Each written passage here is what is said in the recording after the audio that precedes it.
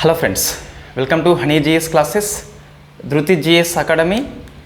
4th May 2024 current affairs with GS points. Finally మనం current అఫైర్స్లో pending లేకుండా ఈ రోజుని అందుకున్నాము. సో మొత్తం మనకి ఈరోజు ఒక 5 ఆర్టికల్స్ వార్తల్లో ఉన్నాయి. అందులో 4 articles very very famous.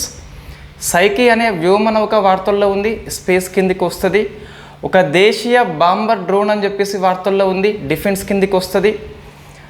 Vista అని చెప్పేసి ఒక ఏఐ కంట్రోల్డ్ ఫైటర్ జెట్ అని చెప్పేసి వార్తల్లో ఉంది, సైన్స్ అండ్ టెక్నాలజీ అదర్స్ కిందికి వస్తుంది.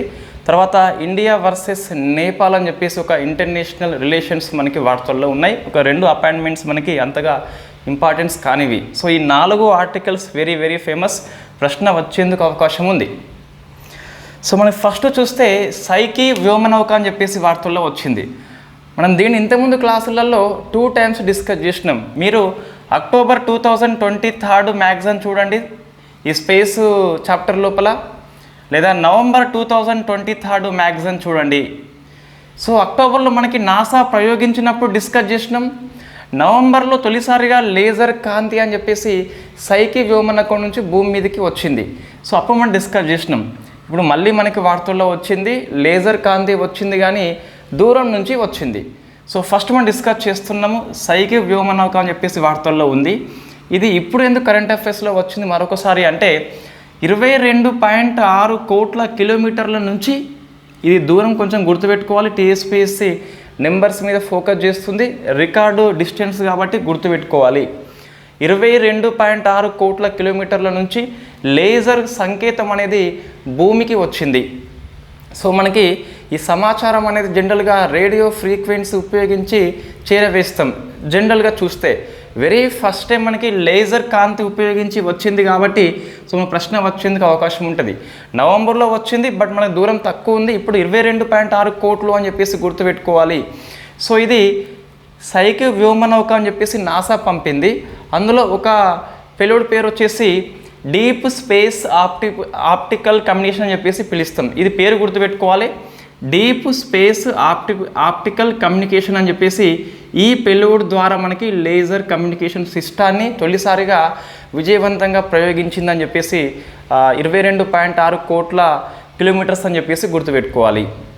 మనకి ఇంతకుముందు అక్కడి నుంచి ఇక్కడ చిత్రాలు పంపాలన్నా, వీడియో పంపాలన్నా రేడియో ఫ్రీక్వెన్సీ ఉపయోగించుకునేది, లేజర్ కాంతి కాదు. సో వెరీ ఫస్ట్ టైం మనకి రేడియో ఫ్రీక్వెన్సీ కంటే వేగంగా సమాచారం వచ్చింది కాబట్టి ప్రశ్న వచ్చేందుకు అవకాశం ఉంటుంది. సో ఫస్ట్ మనకి స్పేస్ క్రాఫ్ట్ పేరేంటి అంటే సైకి అని చెప్పేసి పిలుస్తాం. సో ఇందులో ఉన్న పెలోడ్ పేరేంటి మనకి డీప్ స్పేస్ ఆప్టికల్ కమ్యూనికేషన్ అని చెప్పేసి డిఎస్ఓసి అని చెప్పేసి గుర్తుపెట్టుకోవాలి. సో ఫస్ట్ మనకు కొద్దిగా బేసిక్ కరెంట్ అఫైర్స్ అనేది కంటే ముందు బేసిక్ అవసరము. ఈ సైకి ఏంటి మనకంటే ఒక గ్రహశకలం అని చెప్పేసి పిలుస్తాం. ఇది ఎం టైపు ఆస్ట్రాయిడ్ అని చెప్పేసి పిలుస్తాం. ఎం టైప్ మీన్స్ మనకి లోహాలు ఎక్కువ కలిగి ఉంటే గ్రహశకలాన్ని ఎం టైప్ అని చెప్పేసి పిలుస్తాం.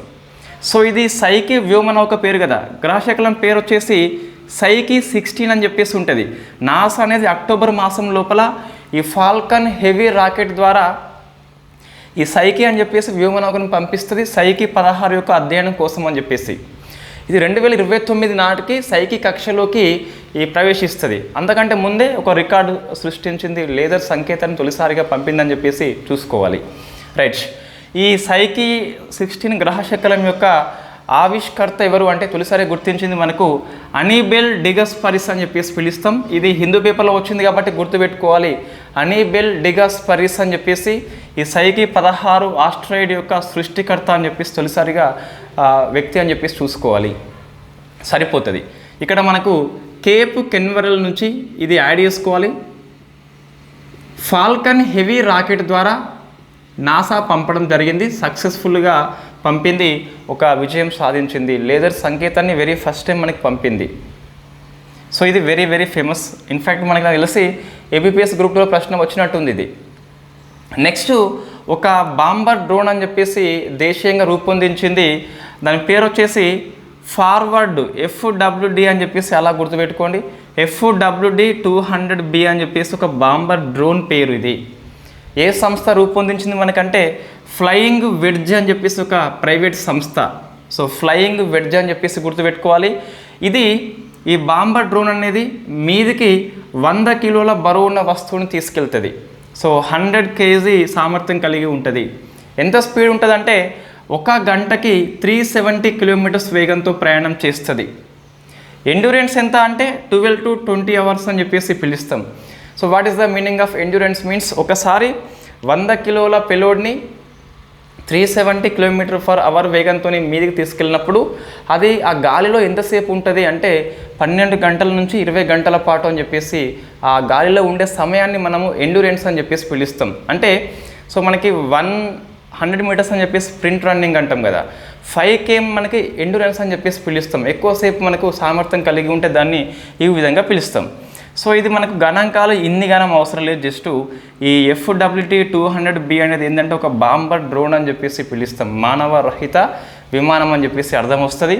సో దీన్ని ఫ్లయింగ్ వెడ్జ్ అని చెప్పేసి ఒక సంస్థ మనకి రూపొందించింది. ఇంకా ఇదంతా మనకి చూసి చెప్పవచ్చు, బట్ మన గణాంకాలు అన్నీ అవసరం లేదు. నెక్స్ట్ విస్తా అని చెప్పేసి మనకి వార్తల్లో ఉంది. సో ఇది AI నియంత్రణ F-16 ఫైటర్ జెట్ అని చెప్పేసి పిలుస్తాం, అమెరికా రూపొందించింది. అంటే యుద్ధ విమానాల్లో కూడా AI టెక్నాలజీ ఉపయోగించుకుంటుంది తొలిసారిగా విస్తా అని చెప్పేసి దానికి పేరు పెట్టింది. అంటే ఈ F-16 ఫైటర్ జెట్ని ఇన్ఫ్యాక్ట్ AI నియంత్రణ చేస్తుంది, ఎటువైపు వెళ్ళాలనో AI చెప్తుంది. సో దాని నేమ్ ఏంటి మనకి విస్తా అని చెప్పేసి పిలుస్తాం. సో మన నెంబర్ ఆఫ్ టైమ్స్ AI వస్తున్నాయి. సో వీటిని మనం ఒక క్లాసులో కంపల్సరీ చేస్తాం బిఫోర్ గ్రూప్ 1 ప్రిలిమ్స్ కంటే ముందే.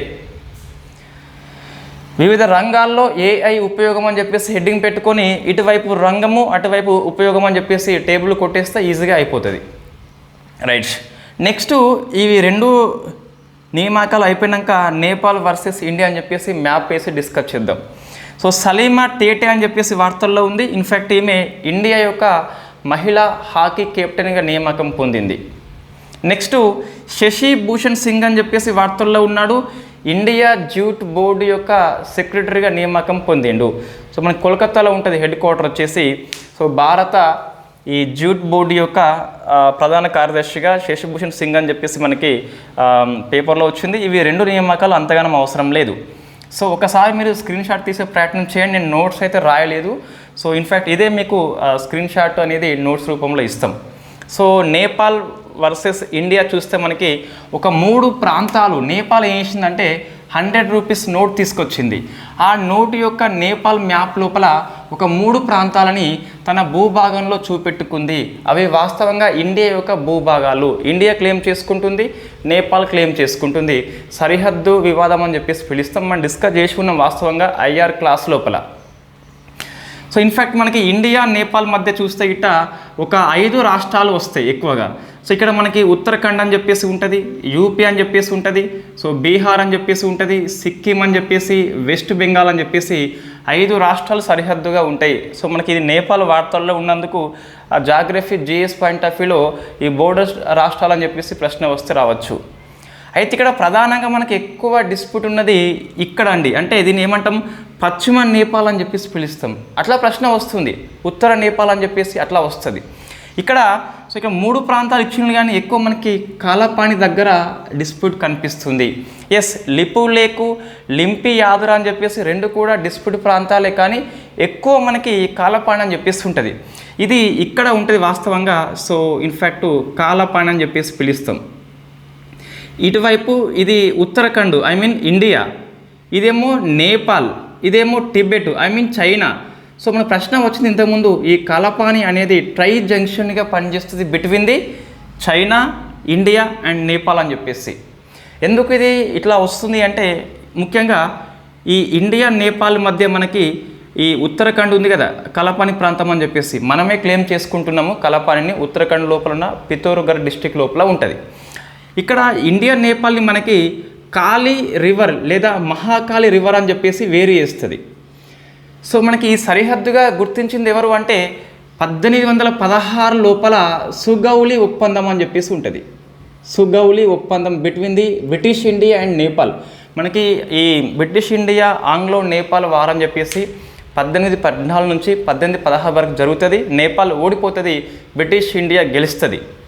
అప్పుడు ఈ పశ్చిమ నేపాల్ సరిహద్దుగా ఉన్న కలపానిని ఈ బ్రిటిష్ ఇండియా నేపాల్ యొక్క సరిహద్దు నదిగా గుర్తిస్తారు. సో మనకి ఏంటి ఇప్పుడు అంటే ఈ పశ్చిమ నేపాల్లో ఈ కలపాని ప్లస్ ఉత్తరాఖండ్ కలపాని అని చెప్పేసి వాళ్ళు క్లెయిమ్ చేసుకుంటున్నారు. సో మనకు నది సరిహద్దుగా ఉంది కాబట్టి వివాదం తప్పనిసరిగా ఉంటుంది. భూభాగం అయితే స్థిరంగా ఉంటుంది, నది కాబట్టి ఒకవైపు అటు వస్తుంది, ఒకవైపు ఇటు వస్తుంది.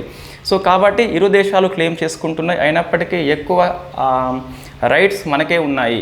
వై? బికాస్ ఈ సుగౌలి ఒప్పందం ప్రకారం చూస్తే కలపాని వచ్చేసి ఉత్తరాఖండ్ లోపల ఉంటుంది, పితోర్గఢ్ డిస్టిక్ అని చెప్పేసి పిలుస్తాం. సో మనకి ప్రశ్న వస్తుంది, ఈ కలపాని అనేది ఏ 3 దేశాల ట్రై జంక్షన్ అంటే టిబెట్, చైనా అని చెప్పేసి పిలవచ్చు, ఇండియా ప్లస్ నేపాల్ మధ్య ఉమ్మడి సరిహద్దు ప్రాంతం అని చెప్పేసి గుర్తుపెట్టుకోవాలి. సో ఉత్తరాఖండ్లో ఉన్నది మనకి ఈ యూపీ, ఉత్తరాఖండ్, బీహార్, వెస్ట్ బెంగాల్, సిక్కిం అని చెప్పేసి ప్రశ్న ఇస్తేయవచ్చు, ఉత్తరాఖండ్ అని చెప్పేసి గుర్తుపెట్టుకోవాలి.